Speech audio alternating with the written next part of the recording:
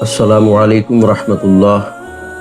ان الحمد للہ نحمدہ ونستعینہ ونستغفرہ والصلاة والسلام علی اشرف الانبیاء والرسل وبعد۔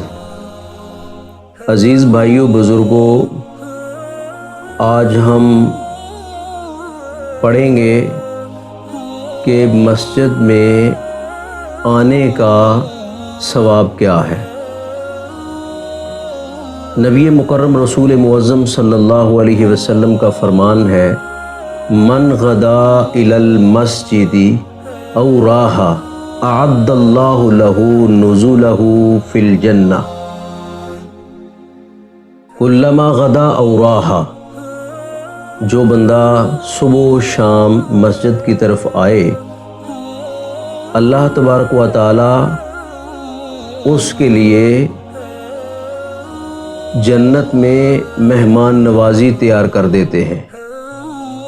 صبح آئے یا شام کو آئے، اللہ تعالیٰ نے اس شخص کے لیے مسجد میں جنت میں مہمان نوازی کا انتظام کر دیا ہے۔ تو اس لیے ہمیں چاہیے ہم مسجدوں کو آباد کریں، مسجدوں میں آئیں، اللہ کا ذکر کریں، اللہ کی عبادت کریں۔ اللہ تعالیٰ ہمیں مساجد کو آباد کرنے کی توفیق عطا فرمائے۔